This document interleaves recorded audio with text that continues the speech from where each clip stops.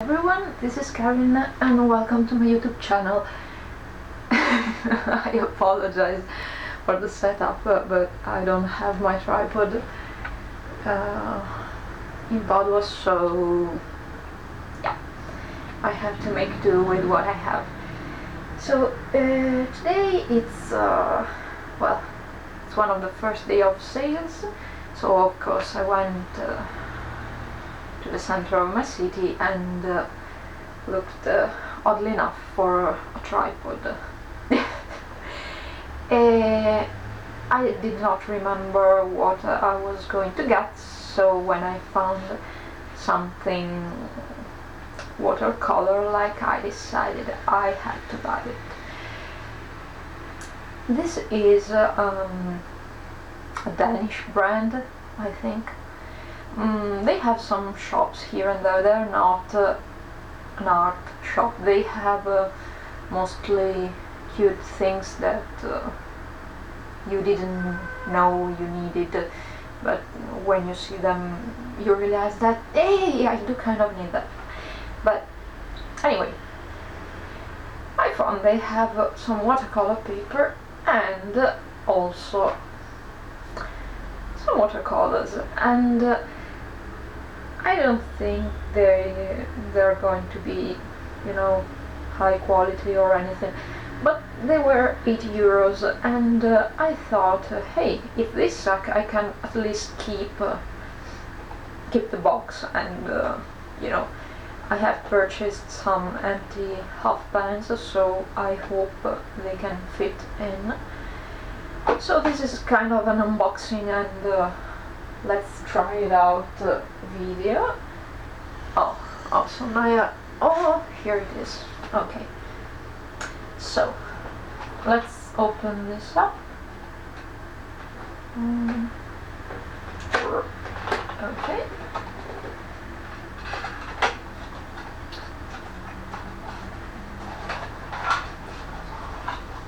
Oh well. Oh.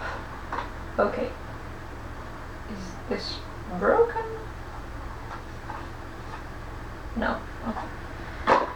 So let's. Oh, it doesn't open wide. Okay. Okay. So 12 half pans. The colors are, well, not well, we'll swatch them later, but I don't think they're going to be what I would choose if I had to purchase a set. This is a small travel brush, very synthetic. It's not even a round, it's a small flat. Okay, I think I'm going to use one of mine. Okay, so maybe I should have,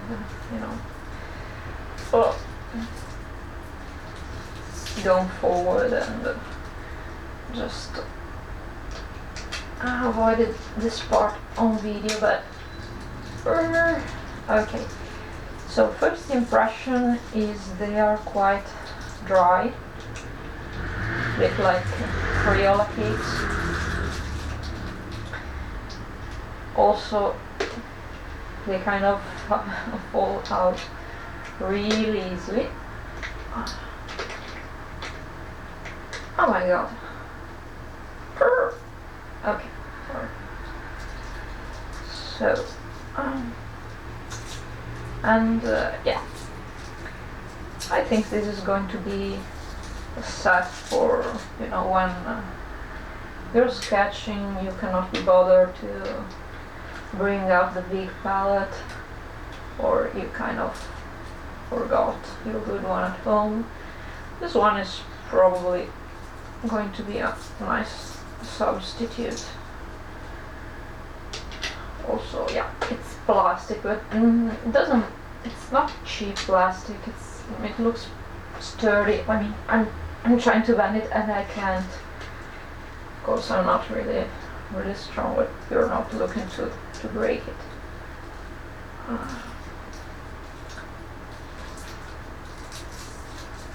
So I usually do swatches on a Winsor & Newton professional paper because not because it's professional, but I tend to use always the same paper because you know, if you use a constant, you know the difference between the various paints. So you know that certain paints behave in certain ways on the same paper. So I know that if they behave differently on that Winsor & Newton paper, maybe if I use, I don't know, Kaufman or Fabriano or anything else, they're going to behave differently as well. Of course, you cannot exactly foresee how they're going to behave. This is something I learned also for masking fluid. I have bought an Italian paper, the Magnani 1401, I believe it's called, and it's not bad. It's good paper. It's 100% cotton. Oh my god! What are you? Okay, I might need. Where is? Okay, scissors. Wait. Don't do this at home. It ruins the pens, but I am, these are cheap. I wouldn't do this for an expensive set. I would probably just scratch my nails raw before doing this. For an expensive set, and these look like they were cheap, but they look like they're going to be cheap looking. Okay, so the Magnani, I love that paper. I mean, it gives a beautiful blooming effects, but really it does not resist taping. It's insane. You put tape on it and the first layer just gets like ripped away. And also the same happens for masking fluid. It's it's hard. Okay, so I am not going to use that brush because it looks like it sucks, and it sucks a lot. So, small pot of water. Here it is. I'm going to wet my pans, and then we're going to see what happens. Here. Okay. So, yeah, if you are interested, this is an Skoda Reserva. This is Kolinsky Sable, and it came in a set of 3. This is the smallest brush. It's a 6, so you get a 6, an 8, and a 10 for, I paid about 52 pounds, plus 5 of shipping, I believe. It's they weren't cheap, but they are good brushes, so I'm pretty happy with them. Also because I didn't have a big brush with the natural hair. All my bigger brushes are synthetic, so I was interested to see if the natural fibers did better in the big size. And well, they look a lot the same. I mean, the difference in price, I mean, you really have to be a professional to see it, because, well, I don't see it. Natural fibers are smoother, and they're softer, they bend more, but the synthetic fibers have the tendency to stick together, so I have more control of them, so I can hold a fine point even when I'm pressing hard. So, well, I think I prefer the synthetic ones. Okay, moment of truth. Let's see the colors. Okay, I'm doing something like this, so I'm starting with the blue. I'm going up, then the brown. Going no. Oh my, they suck up water. Okay.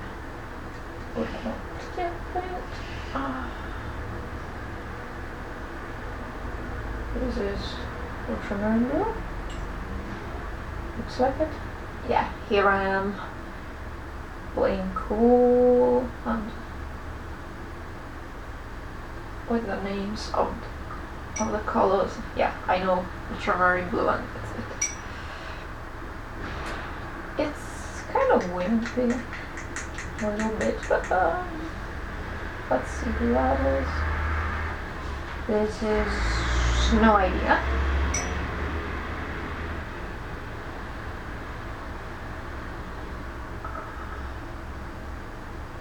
Yeah, the idea that they were cheap is kind of confirmed. This is a black.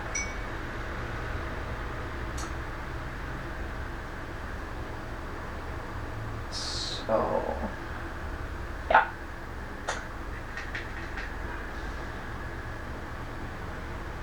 Oh, this is a nice blue, but yeah, washes out really quickly. Okay, I'm not going to swatch the white. This is what, magenta? Yeah.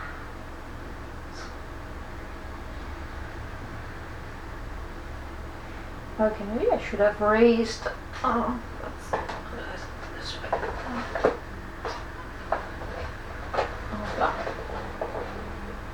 There we go. Hope it's straight because I can't see a thing. Okay.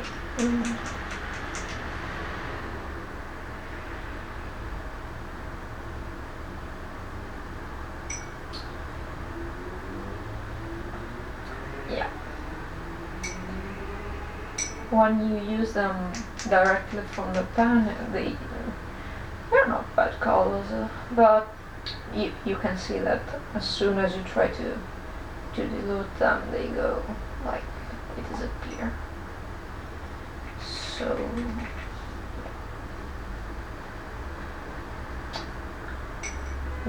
definitely going to be sidelined at the speed of light.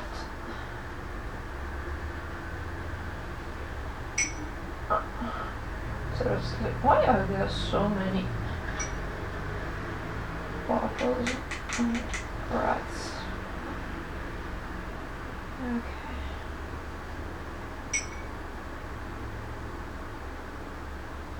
Yeah.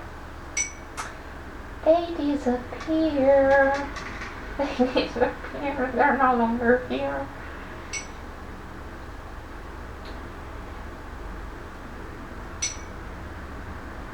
Okay.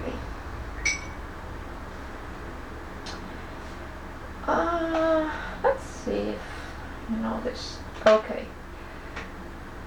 Yeah. First downside of wait. Let me move this a little bit. Okay. Let's hope you can see this.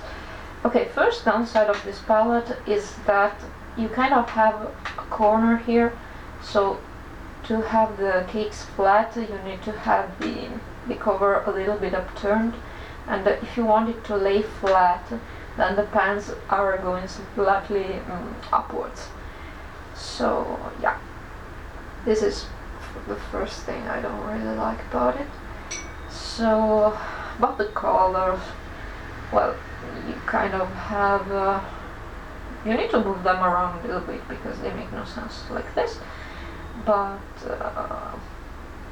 let's see if I got my color theory right. But anyway, you have the two blues, the cool and the what?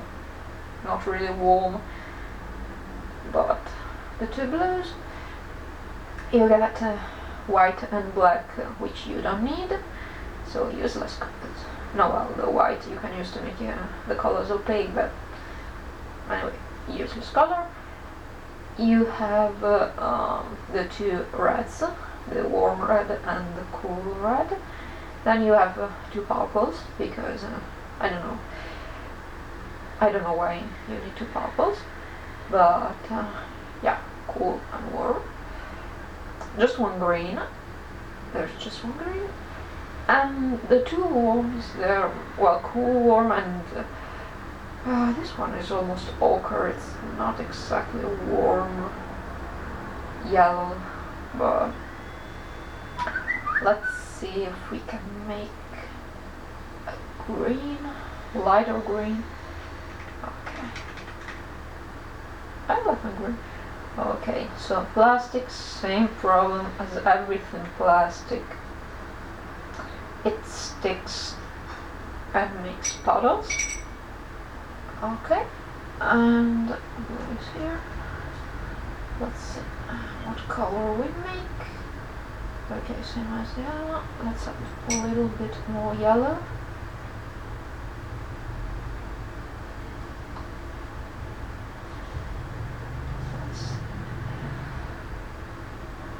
Well, it's not a bad yellow. But yeah, I kind of used all the paint I've mixed just for this area.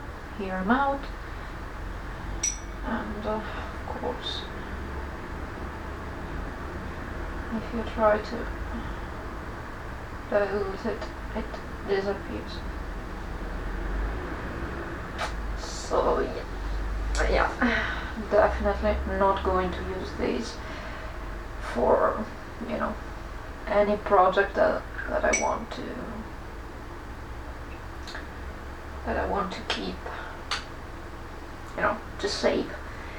And they look a lot like another set I don't really like, and they basically have the same choice of colors, and maybe you know, if you're more experienced than me, you can explain this to me. And why the choice of two purples?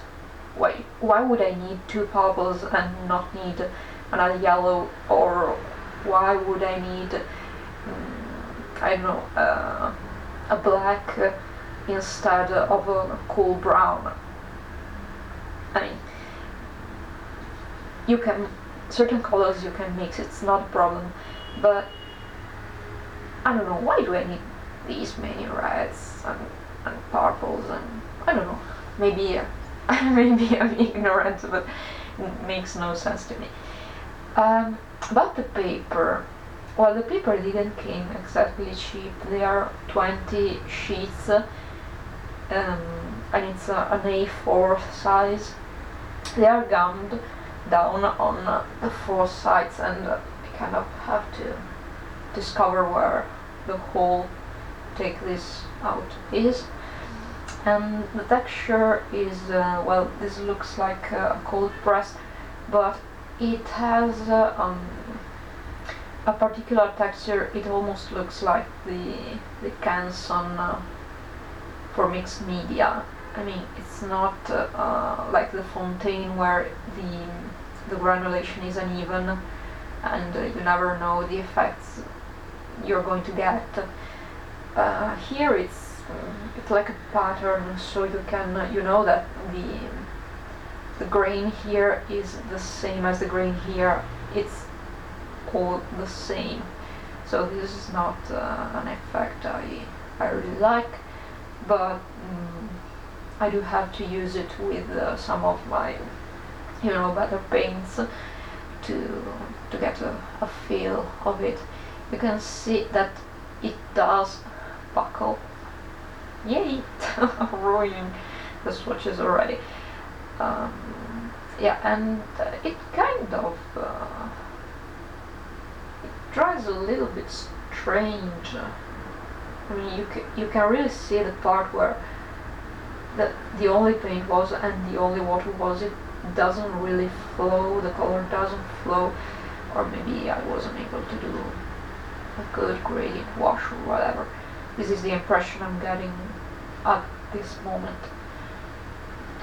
So yeah, all in all, I did not expect to have bought quality paints or quality paper, but while I did expect the paints not to be exactly top of the crop, or not even close. They're not even an art brand, so these are fine. Didn't buy them, to use them. But I don't know, the paper doesn't really look like watercolor. I mean, they call this watercolor paper. I know it's not a watercolor shop or an art shop or anything, but yeah, it's really strange. So yeah, I need to understand it a little bit more. Maybe use it for some of experiments or whatever. But yeah, well, let's see what we can make next time. Thank you for watching me, sorry for rambling, and see you next time.